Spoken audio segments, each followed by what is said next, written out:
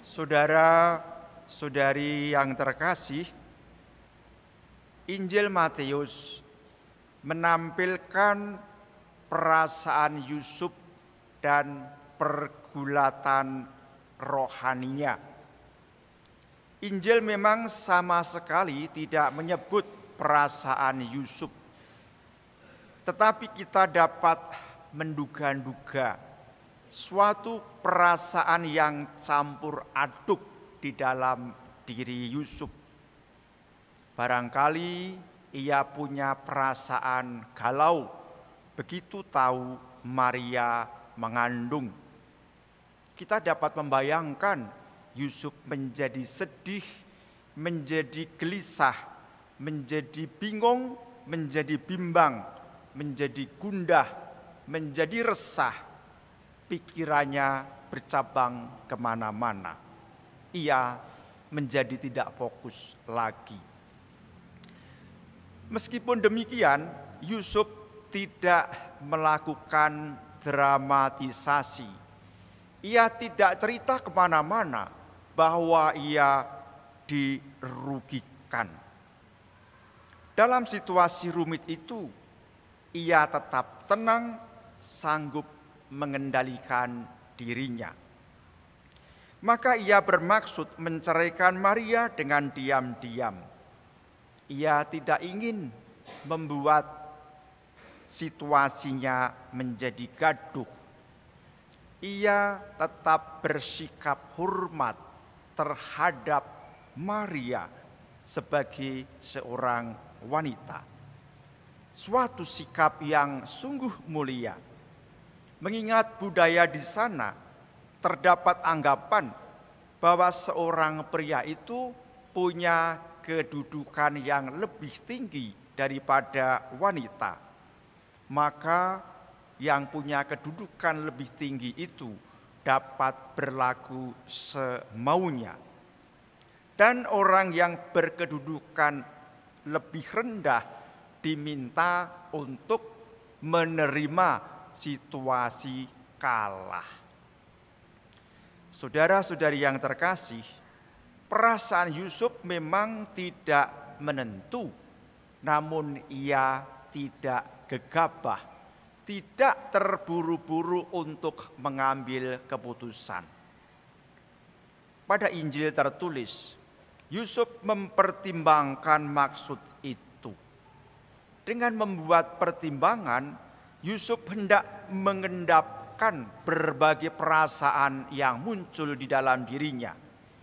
Ia ingin menyaring segala pikiran dan niat luhur yang akan ia pilih. Dengan membuat pertimbangan, Yusuf menghentikan semua kecenderungan yang muncul. Ia memikir-mikirkan berat ringannya suatu perkara. Mungkin ia juga membayangkan suatu resiko yang harus ditanggung sesudah keputusan itu diambil. Atau ia memikirkan manfaat jika keputusan tertentu nanti terwujud. Saudara-saudari yang terkasih, kita beroleh kesempatan untuk belajar dari sikap Yusuf. Dalam hidup sehari-hari, sebagian orang terburu-buru mengambil keputusan secara spontan tanpa membuat pertimbangan. Seseorang ambil keputusan tertentu karena dipicu oleh peristiwa yang remeh atau karena perasaan tertentu. Orang mengabaikan latar belakang masalah. Orang juga tidak menjadi peka akan Allah yang hadir dalam peristiwa-peristiwa tertentu.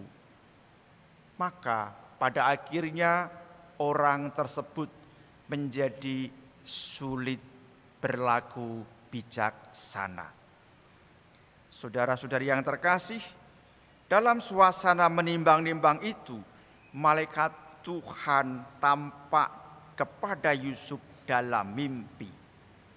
Utusan Allah berkomunikasi dengan Yusuf pada saat rencana Allah akan terlaksana.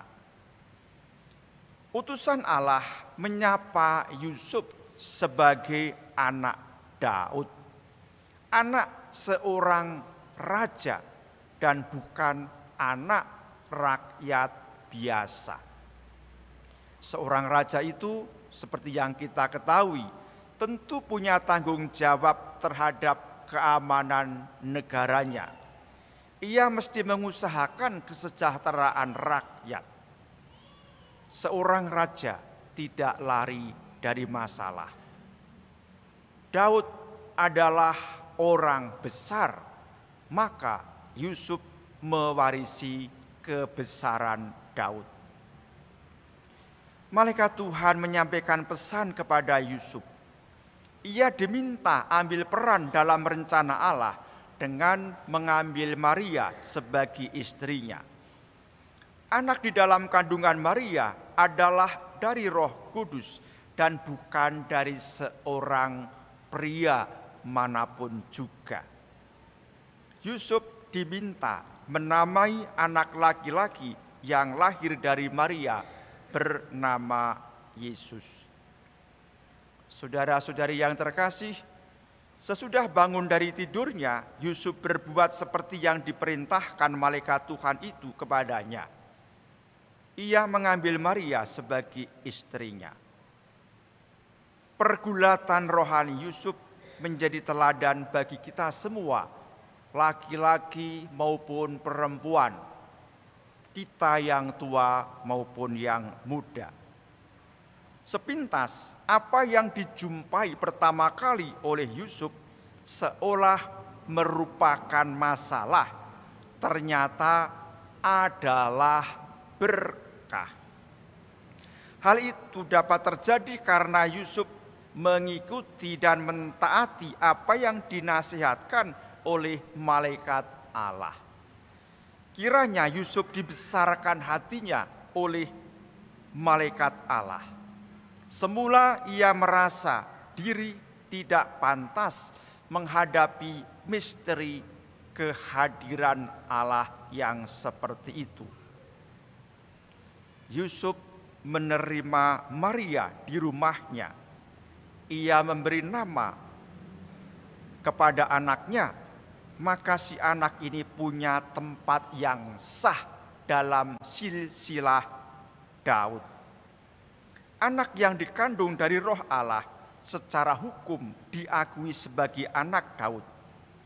Anak yang dikandung dari Roh Allah menjadi sarana Allah untuk menyelamatkan umatnya dari dosa.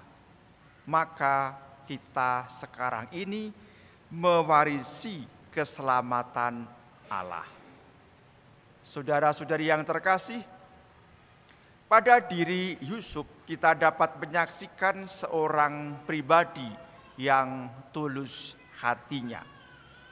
Ia bersedia menjadi orang yang bertanggung jawab mendidik Yesus sampai usia akil balik, sekitar usia 12 tahun atau 13 tahun. Ia peka terhadap kehadiran Allah dalam situasi yang tidak lumrah dan bersedia mendengarkan Allah yang mengubah rencananya sama sekali. Pada diri Yusuf kita mengenal kebesaran hati seorang manusia yang memungkinkan karya Allah dapat mulai terjadi.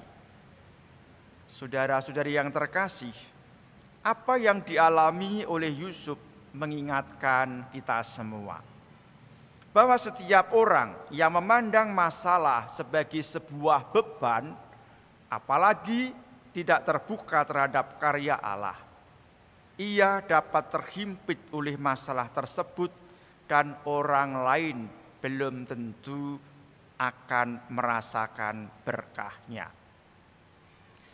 Pada minggu Advent keempat ini, marilah kita semua berlatih menjadi peka terhadap Allah yang hadir dalam diriku.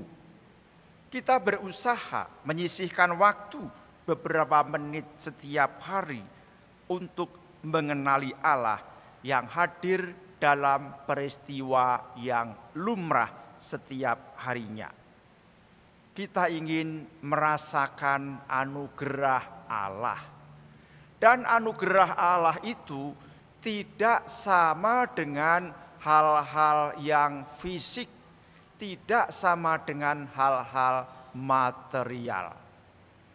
Anugerah Allah itu bisa mewujud dalam bentuk Allah yang meneguhkan keputusanku dalam keluargaku, atau Allah yang memberikan penghiburan kepadaku melalui sahabat karibku, atau Allah yang menyertai hidupku dalam perjalanan ini selama aku berjumpa dengan banyak orang, atau justru Allah yang sedang mendidik aku dalam situasi sulit ini.